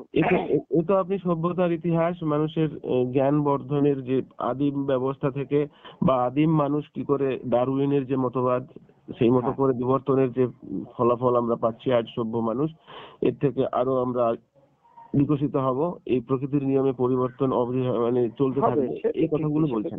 মার্ক্সের জীবন, মার্ক্সের দর্শন যে চিরদিন একরকম থাকে তা না, সেটাও পরিবর্তন হবে। ঠিক কথা, কিন্তু যেখানে মূল, আমরা যদি দ্বন্দ্বটা দেখি মূলে, এই সমস্ত তেমন কোনো দ্বন্দ্ব নেই। কারণ আজকের সায়েন্সের যুগে আমরা বিভিন্ন রকম মানে এর প্রমাণও পাই, বিভিন্ন রকম প্রাণীর সন্ধান আমরা পাই, যে দুটি প্রাণীর মধ্যবর্তী একটি প্রাণী, যেখান থেকে আমরা দেখি যে মানে ডাইনোসর থেকে শুরু করে, এগুলো সব অনেকেই যাদের জানা বোঝার ইচ্ছা আছে তারা জানে। যারা আধ্যাত্মিকতায় কীর্তন হরিনাম নিয়ে বা মন্ত্র জপ এইসব নিয়ে পড়ে আছেন, তারা এইসব খোঁজেও না, জানেও না, তাদের এদিকে আসার ইচ্ছাই নেই, মানে সত্য সন্ধান করার ইচ্ছাই নেই, তারা ফল করে তার মতো করে। আমরা তাদের কথা বলছি না। আমরা যারা মূলে এর সন্ধান করছি যে এ তো বিবর্তন হচ্ছে, আদিতে যখন ব্রহ্মাণ্ডের মানে এই পুরো জগতের সৃষ্টি হলো, সেই সময়কার পরিস্থিতিতে আমরা দেখতে পাই যে যেমন একটি বীজের মধ্যে প্রকাণ্ড আস্থ একটি গাছের সম্পূর্ণ থাকে, একটা ছবি থাকে, নকশা থাকে। তো ব্রহ্মাণ্ড সৃষ্টির শুরুতে এখন তো আমরা সেই রকম একটা পাচ্ছি যে ব্ল্যাক হোল সিস্টেমে, এগুলো একটু থিওরি তবুও। তো আমি যেটা বলতে চাইছি যে শুরুতে এই আদিতে চেতনা এবং বস্তু মানে দুটি একই সঙ্গে অবস্থান করত। যেমন আজকে আমি আপনি একই শরীরে আত্মা, আর এই শরীর আত্মা মানে যেটা বুঝতে পারছেন কি আমি, যেটা অবজেক্টিভ বলতে পারি, এবং সাবজেক্টিভ যেটা আমরা দেখতে পাচ্ছি, আমাদের বডিকে আমরা দেখতে পাচ্ছি, টাচ করতে পারছি, অনুভব করতে পারছি, তার একটা আকার আছে, যেটাকে কনসিয়াসনেসের আমরা এখনো আকার আছে এরকম দাবি করতে পারি না, যে চেতনার মানে আমরা আকার দেখতে পাই না। তো সেই সময়ই এই বটবৃক্ষের বলুন বা যে কোনো বৃক্ষেরই বলুন, বীজের মধ্যে যে পুরো বিষয়টা থাকতো আছে, ঠিক একই রকম ভাবে ওই সময়ও এই প্রাণের অস্তিত্ব, মানে প্রাণ বলবো না এখানে, কনসিয়াসনেসের চেতনার অস্তিত্ব তখন ছিল। হ্যাঁ, পরিবেশ পায়নি, যেমন বীজ সব জায়গায় পরিবেশ না পেলে বৃক্ষ পরিণত হয় না, ঠিক একই ভাবে ওই আদি তত্ত্ব বলুন বা কেউ একে ঈশ্বর বলে দেন, কেউ বলেন ব্রহ্ম তাদের মতো করে বলতে দিন। আদিতে যখন এই ব্রহ্মাণ্ড শুরু হয় তখন কিন্তু এই ভাব আর বস্তু, মানে আমি এই ভাব বলতে চেতনার কথা বলছি, হ্যাঁ চেতনা আর বস্তু একই বীজের দুটি গুণ, দুটি পার্সপেক্ট ছিল। আর সে কারণে একে অপরের উপরে ডিপেন্ড করেই, কারণ চেতনা না থাকলে প্রথম তো আপনি কোনো পরিবর্তন করতেই পারবেন না। চেতনাই একমাত্র পারে পরিবর্তন করতে। না, পৃথিবীর কি চেতনা আছে? একটা পৃথিবীর যদি আমরা এটা মানি, যদি বিজ্ঞানটা যদি এই মানে বস্তু জগতের যে সূর্য থেকে ধরুন আমাদের এই গ্রহ নক্ষত্রের এই কি বলি আচ্ছা স্যার গ্রহ উপগ্রহের আমি না সৃষ্টি হয়েছে। হ্যাঁ স্যার হ্যালো, আমি না একটু সময় চেয়ে নেবো 8 ঘন্টার মতো। কারণ কি জানেন, আমার মেয়েকে ড্রয়িং থেকে একটু ক্লাসটা দূরে, ওর ড্রয়িং এর ক্লাস থেকে আনতে হবে, ওর মা বারবার বলছে। আচ্ছা আচ্ছা আচ্ছা, ঠিক আছে, হ্যাঁ হ্যাঁ ঠিক। আমরা আমরা একটু রাত্রে কথা বলতে পারবো এর পরবর্তী সময়, রাত্রে বলতে বা অন্য কোনো দিন? 9:30 10টা। আচ্ছা আচ্ছা ঠিক আছে। হ্যাঁ, আর যদি মাধববাবু আছেন? 8 ঘন্টা বাদে এসে হ্যাঁ করতে আমি চান আছি, সেটাও আপনি পারেন। একটু পরে কথা বললে ভালো হয়, এই টপিকটা তাহলে দর্শনের হ্যাঁ বিষয়টা শেষ হ্যাঁ হয়ে হ্যাঁ, যেত। আপনি আচ্ছা আচ্ছা আচ্ছা ঠিক আছে ঠিক আছে, আমি ফ্রি, মানে আমার কাজটা মেয়েটাকে এনে হ্যাঁ নিন হ্যাঁ তখন। হ্যাঁ হ্যাঁ, ওকে নিশ্চয়ই নিশ্চয়ই। ওকে ঠিক ওকে আছে, ওকে ওকে। ঠিক আছে।